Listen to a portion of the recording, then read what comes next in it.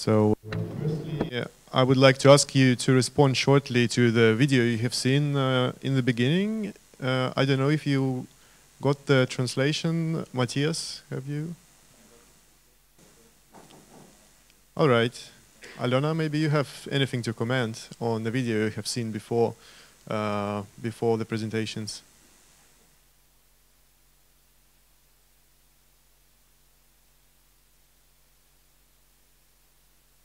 No?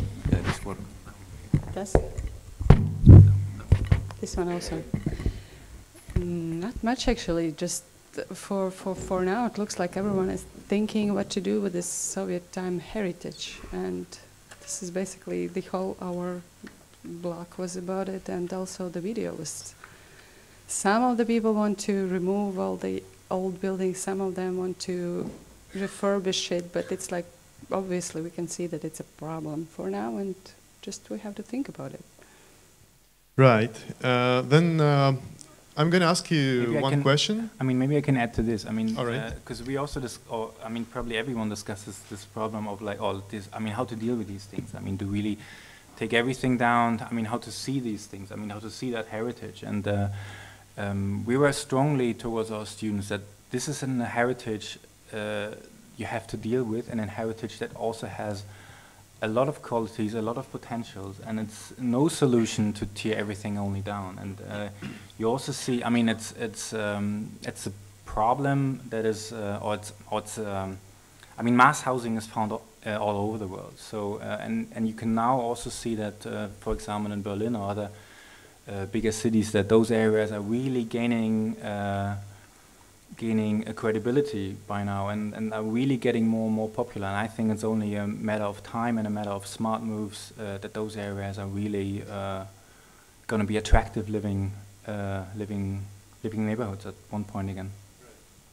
Not far in the future, but soon. So Jorge, maybe you have anything to add? No, I didn't get the translation. Right, right, part, yeah. So maybe you can follow to the next videos. Yeah, but maybe just to say that this is very difficult to have a kind of general political about that. And in that case, we should be sure that this should be a study case by case. One microregion is different to the other one. And, and that is basically to have very clear about that. Right. Shall we return later to the notion of heritage and post-war urbanization? But I have one question for you. So imagine just imagine yourself outside the academic environment. You made the project, and so you have your project and you propose a lot of transformation. And whom, actually, what kind of stakeholders are you going to invite for the discussion about your project? But don't think so much. Yeah, just the first thing what pops up in your mind. Well, in our case, it was quite clear that we believe that should be a kind of organization between different people, landowners, flat owners, architects, sociologists, different groups like this group. It just is necessary to get some kind of social compromise, and that is basic. To say in a very rough way, and I will say something that you said sometimes in some months. When we showed this project the first time, Alexander said, well, but this project is very simple. Before was a kind of, now in 2014, it is a capitalist land with socialist building. And you are proposing capitalist buildings in a socialist land or in a collective land. And that is enormous difference. And that was a very clear expression or explanation about that idea. Okay. I'm sorry that I no quote your words. Should we go on? Yes. Okay. Do you want to go? Or? I mean, if I learn, I mean, one thing I learned maybe from working for quite some years in Holland is that, I mean, first of all, you have to talk to the people. I mean, even though that it's sometimes for us architects also painful, but it's rightfully painful. And if you talk to them, if you start out there, and then in other meetings or times, then you talk to stakeholders, you talk to owners, you talk to investors or something like that. I mean, in the end, what I'm trying to say is like our role, I think in those cases, quite often only is, how do you say, mediating, or like what you do. I mean, asking the right questions and trying to translate, trying to summarize and trying to find compromises, but less, I mean, less designing in that sense, but more. Right. Actually, thinking about your question, what stakeholders say, we were talking while developing the project, we were talking about that the main parts participating in this should be inhabitants of those buildings, just because there are so many of them, and if we can show them somehow that it can be done, just they can do this, because for now when we were talking with people usually think that we cannot do anything, those buildings are all, they're gonna fall apart soon, and it's so much money to fix it. But this is the part that we were discussing all the time. We have to do it together, combine the forces, combine the investments, and so on. And in this case, it can be done like this. And also, when we were doing the project, we had especially this audiovisual media art students who were dealing with the part how to inform public about it. They created also videos. They created some booklets for publicity for the people that you can just put in their post box to say that it is possible and it can be done if we combine the forces. Say it like this. Right, right. Then, are there any questions from the audience? I see Tauri.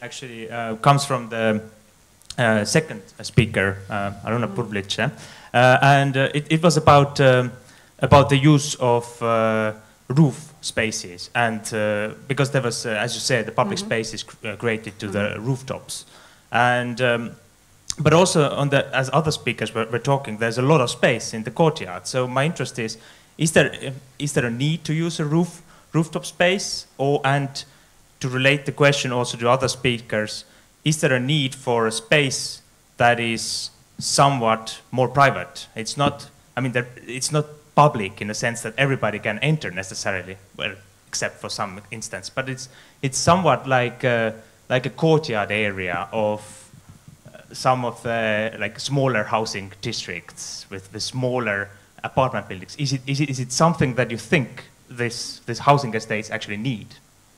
Thank you.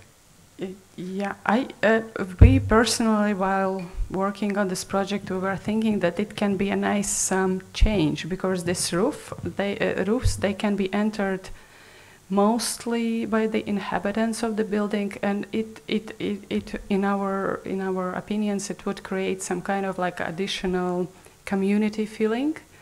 Whereas, if you remember, there was one project when they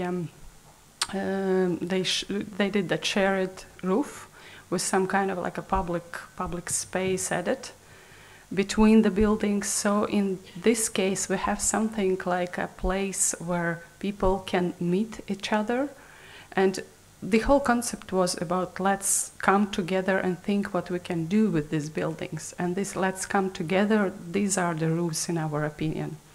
This is one part of it, and the second part of it that, of course, all the people have cars. There are a lot of people having cars, and these micro rayons, sometimes they do have a place to park them, sometimes they don't. And this is why, in our opinion, one part of that public space, which is on the ground level, should be somehow created for the organized parking, not like it is happening right now, you know, just a mess. But somehow organized parking, maybe level, maybe we didn't know. But this is why we decided that some kind of additional public space, especially thinking that green roofs as such, they are more sustainable, they're better for the environment than regular roofs. And since there is still an area, we can use it, why not? Thank you. Hello, I also have some questions, and I basically have question to Jorge and Matthias, because you showed very interesting projects which propose quite a heavy densification. And my question is that Riga actually is a shrinking city, so the amount of population is decreasing. And there are also a lot of empty houses which are waiting for renovation and looking for investment. And these houses are located in the city center. And you propose quite a heavy densification outside the city center with all these towers which look nice, but I have a question. Who do you think is going to inhabit these spaces? Is it going to be only the function to live there, or are there any other functions? And who is going to pay for it? Because obviously for foreign investors, city center and the empty spaces in the city center, in the old town, are more attractive than these neighborhoods. Okay. Well, we saw during the years 2002 or 2006 that there were a lot of buildings inside. Then it means that there are some interest, some people interest to live there, because that building now are full of people, the new buildings I am talking. Of course, we haven't exactly the answer to your question, but it's interesting because, of course, Latvia is in a decreasing population inhabitants in the statistic. But also, that is not just Latvia, it's some migration also from the countryside to the main cities. And we don't know what will happen in 10 years, 20 years. For that, we say that the picture that we show, I show in the last picture of the presentation, are really just student work. We don't believe so much in that, imagining that. It's just to show that this could be in that way, or maybe no, maybe just could be a very low density. But it's interesting what happened during the 2000s, because appear a lot of building, and that means that there is an interest to live in that areas. Maybe, I mean, that was something we discussed also in the very beginning of the project, but we learned to maybe to understand what the students started with, that Mershems basically is fully populated, that basically there is hardly any empty flats. And people are also happy living there, so they don't really want to move anywhere else. So that's maybe in terms of decreasing or deflating population, at least for Mershems. In terms of other program, I mean, the students really dealt hard with it, and in terms of program, they mostly try to relocate program that is already there.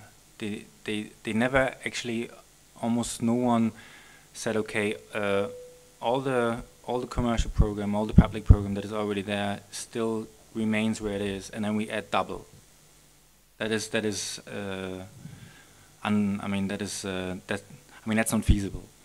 But most students like really dealt with what is there, how can we relocate it, how can we like use it to like serve the area better, and they quite often like were taking down the shopping centers outside Mershems, or like trying to move things around. So there wasn't so much of like, I mean, it basically, in terms of housing, they sometimes even like added too little if they were asking us, basically.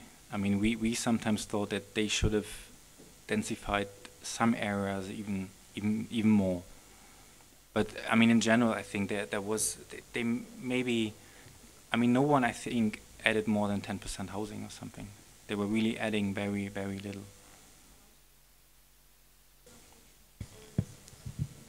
Excuse me, shall we leave direct discussions to the break?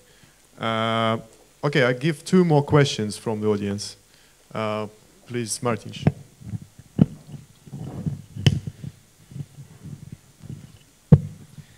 I wanted to point out the fact that most of the buildings you were talking about, and actually all of them, are already behind the date of exploitation. So if the Soviet Union was still operating, most of the buildings were meant to be replaced with something more modern, or with something more stable or more sustainable. And how do you look at the fact that there is such kind of awareness, and how long is the life of your proposals you gave, and what do you think maybe we need to think differently about the future, that maybe these buildings are not going to live that longer, and how to make them live longer, and maybe maybe can you see any sort of danger in this fact in your proposals, that these houses are, well, not very sustainable in this moment? I mean, what do you mean by living? I mean, do you mean the well, the buildings that were made in 1950s and 1960s were made of the 30 years of exploitation. So it means that for 30 years they were meant to be destroyed, they were meant to be torn down and built in something else. So these buildings are still alive. These buildings are still used after 50 years. So at some point, theoretically, they are, well, a little bit danger if you don't renovate them, or if you don't make them stable. So my question is, did you take this fact as a very, very serious point of view when you were trying to renovate these buildings and make these proposals that you made all together? Does it make it clear? Thank you. Yes, but when we were developing this project, we had engineers in our team, and I cannot tell about all of the buildings. We were working with one particular one, but that building, engineers were looking at what places should be kept like this and what places should be removed or something. The only thing they could find for that moment, it was that all the prefabricated panels, when they put them together, they have some kind of a sealant, and this is the weak part in that construction. And that sealant, that's really had to be renovated. That had to be replaced. Let's say it like this. But this is also one part that we were taking in consideration while we were working on that project, because most of the solutions were the payback period after the installation and after refurbishment of that building. It was not more than 15 years, and with all the solutions that we proposed for that building, the exploitation would just prolong for more than that, let's say it like this. But it's just one particular building. We have to do the engineering part on any single one.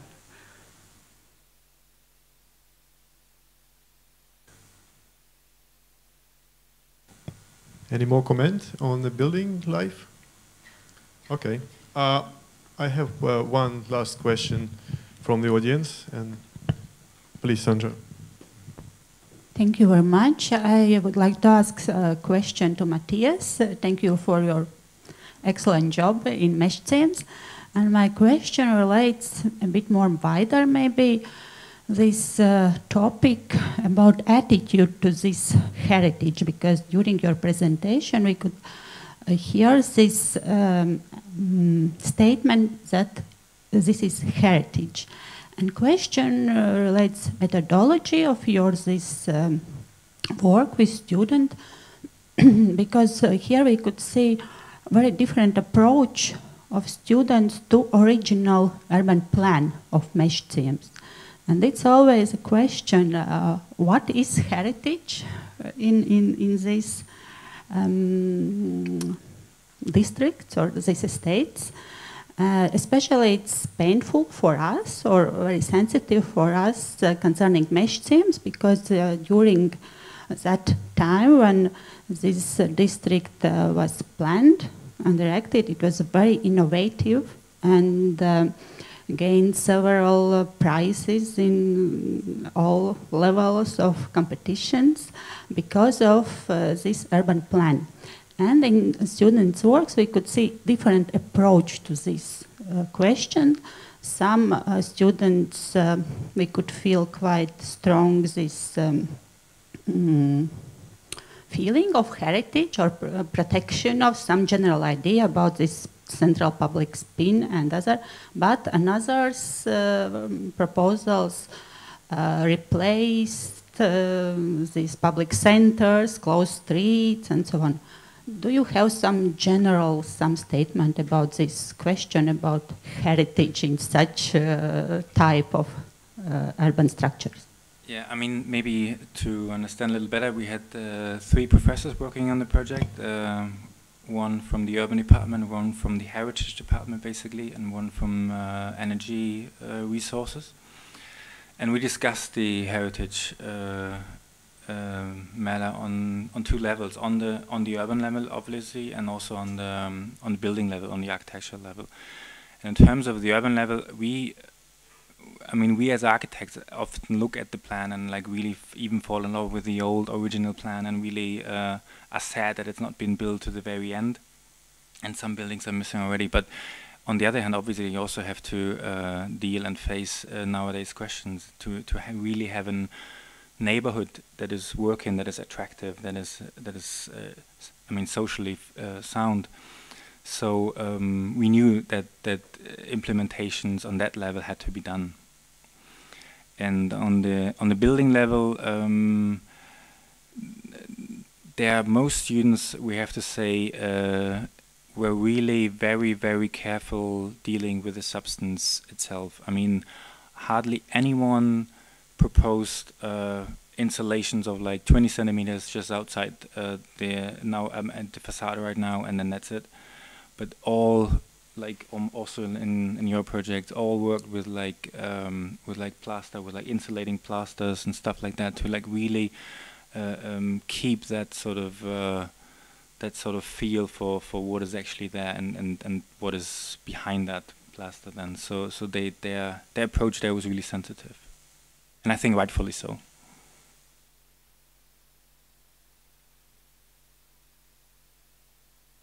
Hello. Okay. Any comment? Okay, then I'm going to close up the first section. Thank you very much.